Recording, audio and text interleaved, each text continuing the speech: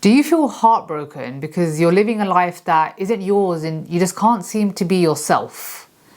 Up until now, you've managed to somewhat successfully function in the midst of a storm brewing within. You've been smiling when you feel like something is breaking inside.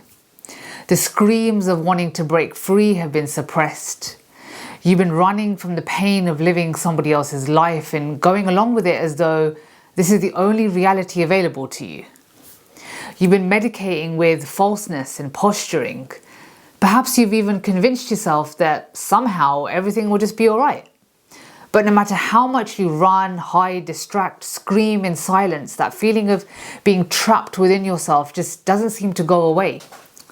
The internal turmoil is growing stronger. Your tolerance for fakery is waning and your desire to know who you are and create a life that you're proud of is growing. If this sounds like you, you're being summoned. Welcome to the heroine's journey, a term coined by Dr. Maureen Murdoch. Every woman will be called to confront who she thinks she is and to stand in the mystery of who she could be. Life demands your evolution. You can willingly accept the invite or you can kick and scream through it, but such is life, you won't be able to escape it. There is no greater agony than bearing an untold story inside of you, said Maya Angelou. Each of us are bearers of personal stories, stories that act as our guiding star that is asking to be expressed. She captures perfectly the heartbreak and suffering of living a life you didn't choose and instead telling stories that are not yours whilst keeping your own stories hidden away because you never discovered who you are and so your story goes untold. The agony Maya Angelou refers to feels like parts of you are slowly dying within every time you choose a story that isn't yours. Being somebody else is a damn shame as you are unable to claim the parts of you you think are unacceptable and do not fit into the demands of the world. But in fact are parts of you encoded with deep wisdom and truth. It's where your treasure lies. Being anything other than yourself is exhausting. It takes a lot of resource and energy to keep the cause of your true self at bay until you inevitably become a vessel for resentment and anger. Every day you step outside the house with the promise that today will be different. Today you will say the thing that needs saying. Today you will validate yourself even if it means you have to walk in the opposite direction of everyone else. Today you will be the woman that you can be proud of.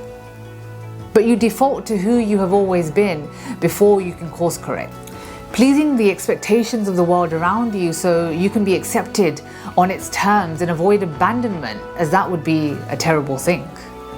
Until one day you find yourself unable to look at yourself in the mirror without despising the reflection looking back at you, suffocating under the pressure of the world as your heart breaks into little pieces. You realize the world's agenda was to compress you into something palatable and acceptable so you could perpetuate the norm and not upset the status quo. You're living in a world not created for you. I became aware of feeling uncomfortable within myself from a very early age. I took cues from the world around me to know how I should behave, what I should think and feel, and essentially who I should be. I became my father's daughter, which meant behaving like a boy got me acceptance. I cut myself off from anything labelled girly. I learned that acceptance would only be afforded to me if I was acceptable, which was almost always the opposite to who I really was. So I dismembered those parts of myself to guarantee acceptance, even if it was conditional. I didn't know how to be in social situations because the cues were too many and I didn't know which to follow.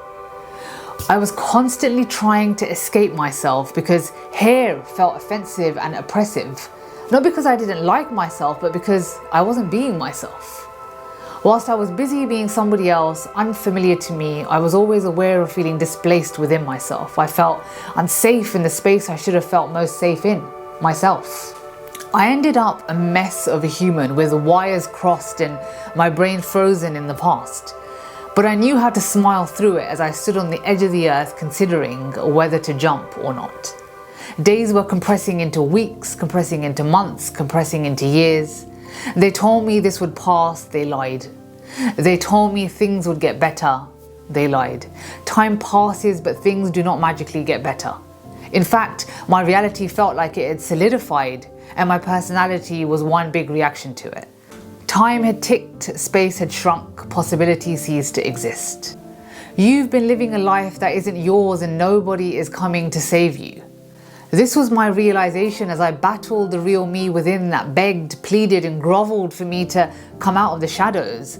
I found myself in deep turmoil physically, emotionally and mentally, and the only way out was either to bring it to an end or finally accept the call. If we suffer with intentionality, we make ourselves available for the initiation, because here we recognize and accept our pain, but not to no end. Here we say we no longer tolerate our own masking of ourselves. We will no longer shrink in spaces that are ours to occupy. And here we make a decision so powerful that it is felt through space and time. Marion Woodman, a Canadian author, poet and psychologist, said, "But if you travel far enough, one day you will recognize yourself coming down the road to meet yourself and you will say yes." And I said yes to my initiation and the outward-facing victimized woman to my own self-referential woman. Each of us has the innate desire for individuation or self-actualization, the primal drive to remember who we were before we became somebody we are not. Jung called it our fundamental calling, whilst Maslow called it the highest human need. The Jungian psychologist James Hollis said, "The lifelong project of becoming more nearly the whole person you were meant to be, what the gods intended, not the parents or the tribe." Caveat Magister, the founding member of the Burning Man's philosophical center, said, "These are furies which afflict you for ignoring the calling of your gods and not becoming who you were meant to be." You may not be consciously aware of this drive, but it is exactly this drive that makes you feel like you die a little bit on the inside when you're being anything other than yourself and living a life that is not yours. What is the initiation? The journey back home to your truest self. That safe and alive space within you that gives you permission to be the uncensored version of yourself that you wish you could be out loud.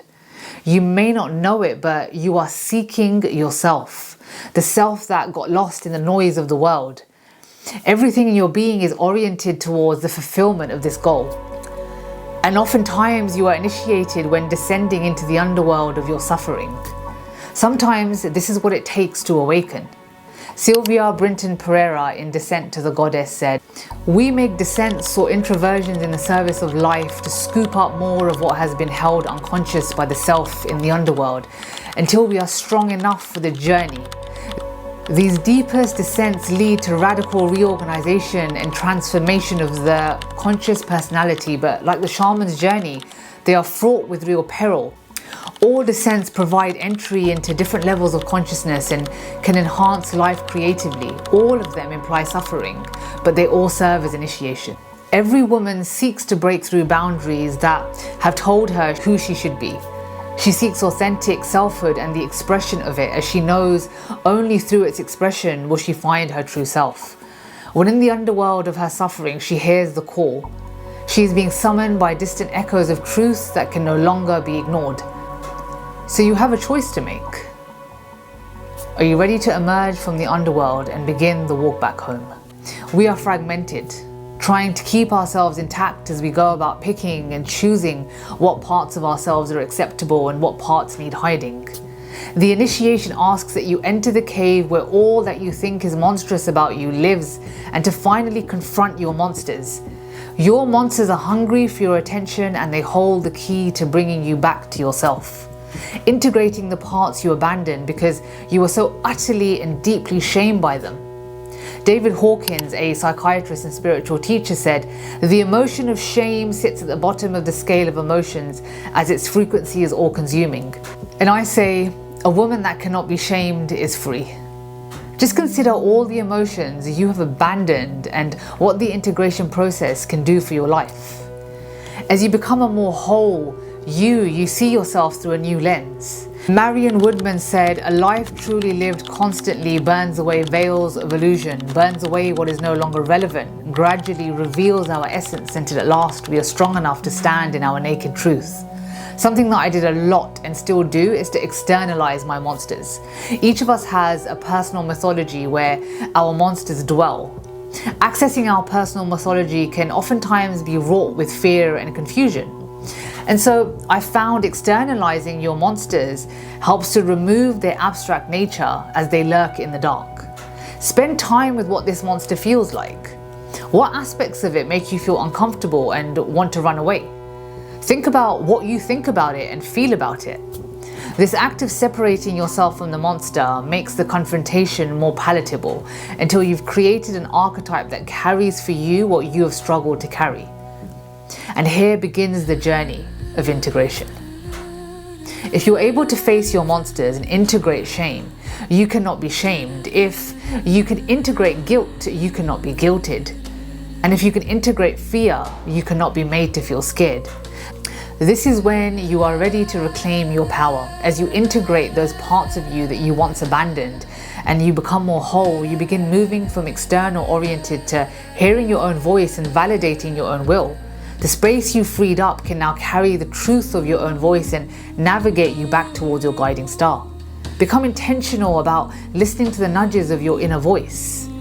Work this muscle and you'll be left shocked at how much you've actually been missing.